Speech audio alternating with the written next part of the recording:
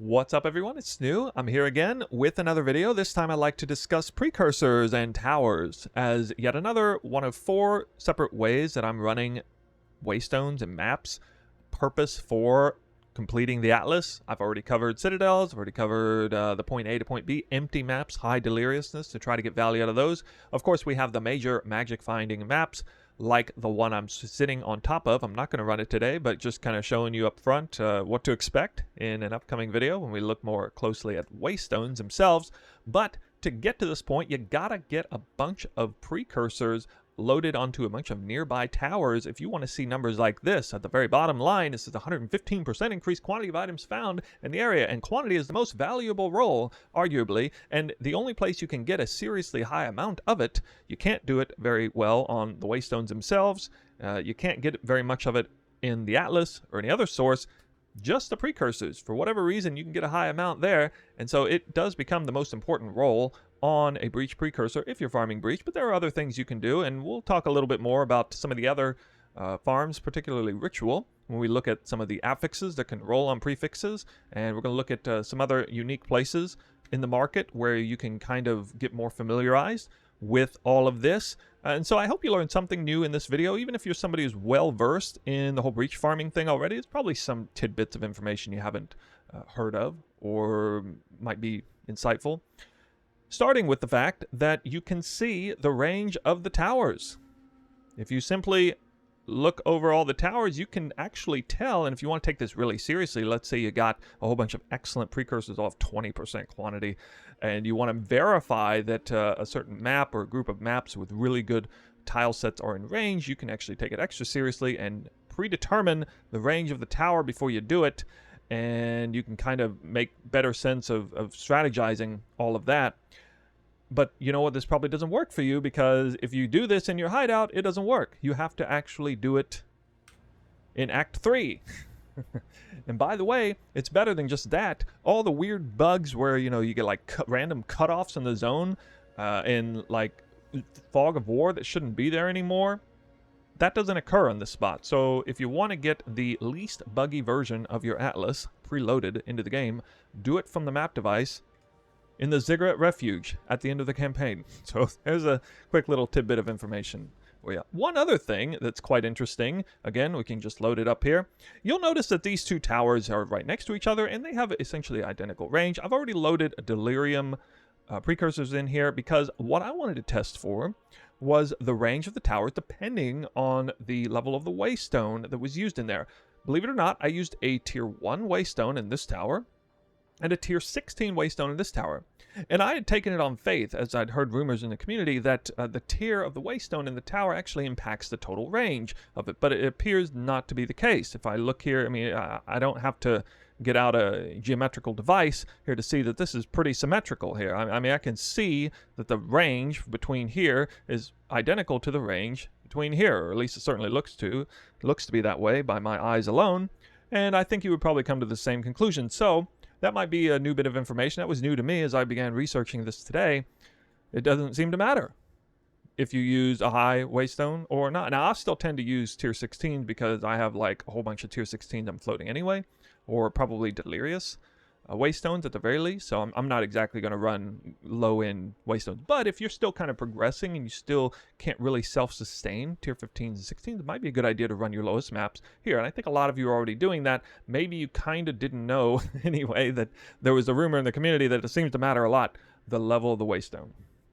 I talked briefly a second ago about the affix rolls on precursors, so we're going to look at that right now. I'm in PoE2 DB. And I will link this in the description below. We're going to look at modifiers, and you can look up everything on here. This is a great place, a great resource to look things up, including tablets. So we can look at Breach, Expedition, Delirium, Ritual, or generic Precursor Tablets, which definitely have their niche use. But for the sake of this, since I'm farming Breach primarily, we're going to look at the Breach ones, and you'll see we have the quantity roll right here. 10 to 20% increased quantity of items found is going to be the primary sought-after role. Everything else doesn't really matter. They can only be magic, they can't be rare, so it's just going to have one prefix, one suffix. On the suffix modifiers, some of them are halfway decent. Breaches in your map spawn additional rare monster. Actually doesn't really mean much when you're, you know, cranking up density and everything anyway. But chance to spawn an additional breach or additional 3 breaches is definitely a good one. And then, yeah, monster density slightly, although we just heard Jonathan say recently that basically breaches it's just redundant. They already have too much density and not enough space anyway, so probably don't get much value. Maybe on a wide open map, monster density does matter. Sorry, not necessarily the one where they close faster. That could be a little tough, but increased monster density by itself could be nice. The Atlas, of course, is going to play a major role in target farming, breach, magic finding, and I think most people who are doing this strategy at the highest level will probably agree this is the best Atlas overall. You got some high value stuff here, like increased number of rare monsters. We got increased modifiers on rare monsters. We got a whole bunch of stuff with increased explicit Waystone effects for those prefixes. You just got some flat quant and rarity here, great keystones here. And then we have a little bit of stuff with precursors right here. Of course, we'll make a special mention of this. 8% increased effect of precursor tablet explicit modifiers on your maps. It's going to be an additional 40% effect of, well, in the case of the map I showed at the beginning, 115 with an additional 40% increased effect. And then a 20% chance to get 100% increased effect on top of that, which I guess is maybe multiplicative. I'm not really sure what the calculation does this first and then that after. I don't know. It might just be 140% increased effect when it procs. But this is how some people are able to get 300 or even up to 400% or more quantity of items found when opening a map. If all of this procs together, you know, you get the prefix procs here, you get this proc here, you run a map that has like 30% quant on it anyway, on a map that had like 140% increased quant through 7 towers or 8 towers or whatever that are nearby. Yeah, it can happen, and that is where the magic really occurs on this strategy. So the precursors are extremely important to enabling a high quantity roll on maps. All right, let's take a look at some of the precursors that I have already, and then we'll take a look at some of the crafting options for these. You can see I've got an example precursor here for breach that's really, really good. It's above average on the quantity roll, and it even has a decent suffix that, you know, is nowhere near as important as the prefix of quantity, but it's nice. It also has the implicit 10 maps in range contain additional breaches, and that does actually matter a little bit. It's going to weigh into your decision of how you approach the crafting. This is basically 3 different things that you can do in order to craft these. And we also have a generic precursor. I wanted to give this a mention, maybe an honorable mention, as a, as a possible way to improve your breach farming strategy. If you already have all of the maps in the entire radius that you care about preloaded with breach, well, you don't actually need to use a breach precursor. In that case, you actually have an opportunity to get some better options, suffixes in particular. You can still get the quantity roll, but then some of these suffixes are really, really good. And you can go back to PoE2DB and check out the generic precursor, but one of the really powerful ones is rare monsters in your maps have a chance to have an additional modifier. Now, if you proc this with a 100% increase effect, and you run enough of these, you can have 2, 3, 4 additional modifiers on rares. I've even heard of people who have target farmed breach in this way and gotten some pretty outstanding results. It sounds like a much higher risk, higher reward kind of thing. But yeah, I'd be curious to hear your anecdotal experience on this. For any of you who have taken this type of precursor extra seriously in breach farming, I'm wondering what sort of results you might be getting. Then we have additional precursors here that I'm going to craft on, okay? So I have 3 with 6 maps in range contain breaches. Let's start with those because they're a lower number. And of course, I'm going to transmute, and then I'm probably going to just augment, and that's it. And so this is kind of a baseline way of taking the crafting into your hands. And then you can also use the Reforge bench to 3-to-1 these. Now, you see I didn't hit quantity on these, so if I didn't hit quantity on them, I'm probably just going to do this. And then check this out. I actually got an additional map in range of contained breaches. And look, I actually hit a decent one. I don't really like the modifier where you increase density and it closes faster, but I'll still deal with it as long as I don't have too many of those. It just means I have to be extra fast.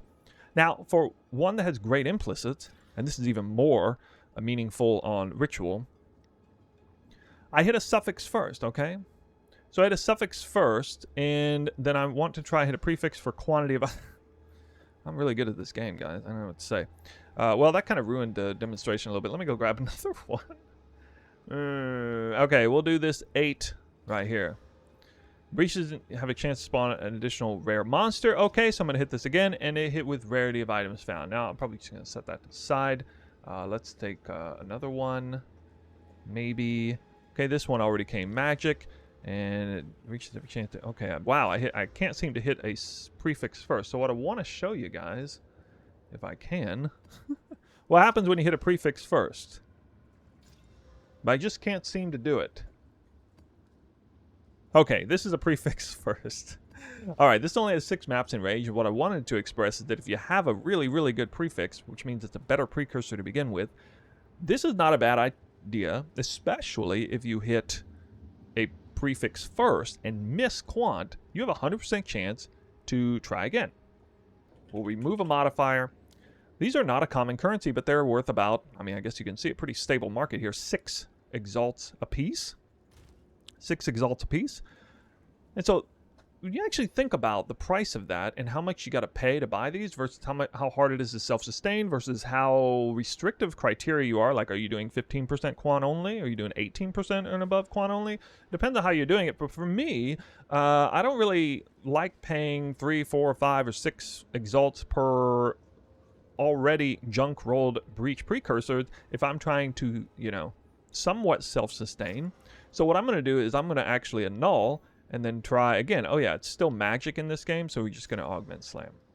Now this hit a suffix, and so we're going to try to do that. Now it's probably not nearly as good of an idea because I'm not paying effectively 6 exalt. I'm actually now paying about 9 exalt on average to try to slam off. See, I missed the prefix, so I got to do it twice. So not a great idea to do it this way. So that's all I wanted to show you there on the crafting with these 3 different orbs, and this makes a whole lot more sense if you're farming ritual, for sure. We'll say that. Welcome to the official trade website. Search listed items, or on another tab we have bulk item exchange. Every single time I've made a video on the trade site and used this, always without exception there's a commenter that comments that they didn't even know there was a bulk item exchange place to buy things. And you can use the currency exchange through Alva now for most things. However, certain items still cannot be bought through the currency exchange, but are like currency and can be purchased in bulk through the site, and that would include precursors. So for quite some time, I was doing this. I was purchasing a bunch at once. I don't really want to mess with it unless the individual has at least 40 at a time. 40 to 60 is nice. That's basically a full inventory. And if you're, you know, wanting to save time, definitely don't message the very first listing because that's not even going to be real. You can see that a more realistic price range is somewhere around 4, and usually I have to pay around 4 exalt per. But you'll notice, I mentioned this before, with the null and augment method, it starts to call into question. The math doesn't necessarily make much sense if you're having to pay a lot more than 3 or 4 exalt per precursor. And then there's also the question of to what extent are you sustaining these yourself and how restricted are you on your rolls. All right, so we found a buyer. It took a minute, as you could see. Made a cut there. But after messaging about 6 or 7 people, this individual is selling me all of his breach precursors, and naturally they're all rolled already. I don't see a single one with quant. I could be mistaken. Maybe there is something in there magically. But yeah, it's a little bit of a headache to do this. At least on a technicality, it's a very efficient way to get a whole bunch of precursors and roll them as you see fit. We can just go ahead and start slamming these, especially if they're low end on the prefix roll. They don't have quant, and then boom, you know, just do this over and over. All right, I'm about done with this. Every single one of these had 2 affixes on it, so it's probably not worth the annul augment method. But now they are much cleaner, and in some cases higher prefix counts, but not necessarily. So for only 6, I'm probably not going to annul that. Sometimes they spawn with 1 or 2 prefixes. Okay, that is probably a good one to annul because it's a good implicit, but the wrong prefix with no suffix yet. So that's going to work out for me.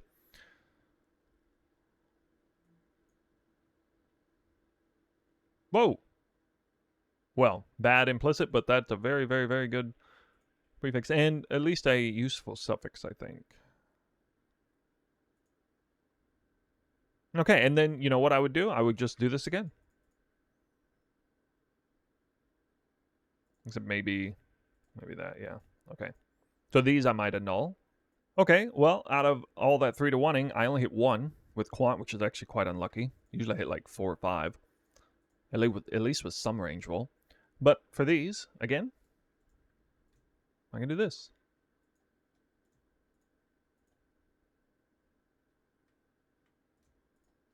Now this one would be ruined if it missed a Quant, as far as I'm concerned, but it actually hit the Quant, and this one I can once again, that's a prefix, so I can keep doing that, and this is the last hit on there. Or actually, I made a mistake there. That was a prefix anyway. Okay, so that is it for crafting. Hopefully that gives you a nice understanding about it. I was actually quite unlucky with these to have done all of that crafting and only hit a couple of these. They are really, really, really good precursors, to be fair. But yeah, you can expect slightly better results on average. All right, I'm going to show you guys a tower very soon. But before we conclude the video, I do want to bring your attention to a Forbidden Trove Discord that exists. It's very notorious in PoE1, a great place to do some bulk trading services, exchanging services, carries, that sort of thing. This has become less important over time, I think, as GGG has implemented good ways of trading, the currency exchange and whatnot, but this definitely still has its purposes at times, and I basically got a 5-minute crash course on how to corner the market on precursors because I really wasn't that aware of what things are actually going for price-wise, and you can definitely get more currency, more bang for your buck if you use this in some cases. If you want to, it is a special Discord where people gain trust over the community. You can tell by the color of their names. Basically, the deeper the green color, the more trustworthy they are. But anyway, in some cases, it doesn't really matter because you're just trading things one at a time. But you can see here people are trying to buy precursors. They're trying to buy them clean and white, and they're listing what they're willing to pay in bulk. People are trying to sell them as well. And there's, just other comments in general over here on this Discord. So it's got a lot of activity, definitely for the higher end players especially. Ritual is quite interesting to me. Look at this, the ritual tablets, and yeah, I think you could, I'm thinking about rolling, annul, augment some of the ritual precursors that I get, 4% chance for omens, because those apparently go for a lot of currency, individually, or in bulk. In case you're wondering how to join the TFT Discord, I will provide a link down below in the description. Check this out. We're going to end the video now with one tower showcase, and this is a particularly exciting one because I am setting up to navigate through a record-breaking area, potentially, especially a map like this. Steaming Springs is really good. I have essentially, potentially, 10 towers that might affect one map. And so that could be upwards of, well, almost 200% increased quant to begin with. But I need to be careful about how I'm navigating this. So let's do this map right now. I'm still going to use the tier 16. I got a bunch of them in there. I think it's actually a good idea to use Delirium when you can, because it's still treating it like a, point A to B map, like my previous video. I'll then put this precursor in. We'll give it the maximum quant. So, wouldn't be a good video if I didn't at least showcase a tower. Roll for power charges, do a little bit of just good old-fashioned clearing with Flicker Strike and Charge Staff, Tempest Flurry. I mentioned before that Flicker feels incredible in towers. I learned somewhat recently that a lot of people hate the towers, especially with like minions and blocking and stuff. Quite the opposite experience for me. It's quite enjoyable. I can't even see where I'm going, but I can just click Flicker Strike and just instantly destroy everything in that room. Just do it multiple times. But this is a short one, so the wider aisle here goes up.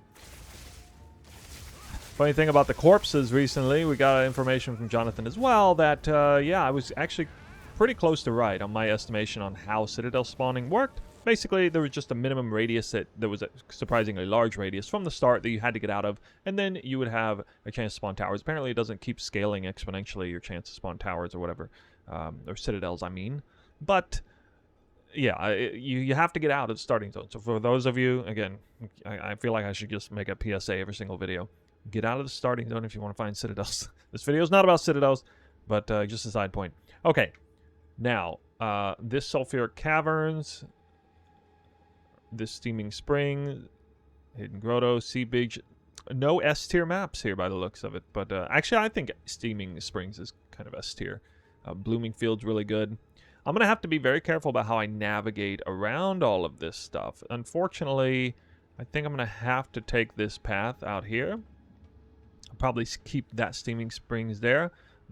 Most likely keep that Sulfuric Caverns if I can. I'll probably try to go around this way to get the towers here to try and keep as many of these maps as I can intact. It actually seems like I got kind of unlucky. I didn't expect a bay area here to brick a whole bunch of map spawns, so a little demoralizing. But, oh well.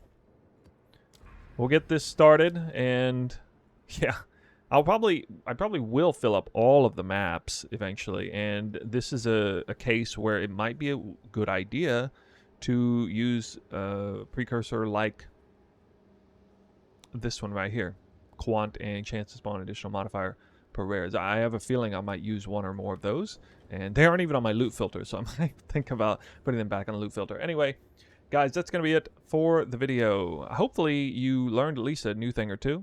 We're able to navigate the timestamps to go wherever you want. Anyway, this video is now done. A whole bunch of towers to play around with. I'm going to keep on going. I'm going to keep doing some breach stuff. I will come out with another video soon for Waystones, how I'm rolling all of these different Waystones, because there are a lot of them. Okay, I got many over here. I got some here. Basically, I have what? I guess 1, 2, 3, 4, 5 different types of maps that I'm running, depending on what I'm doing, essentially. All right, so that's it for the video. Thank you for watching.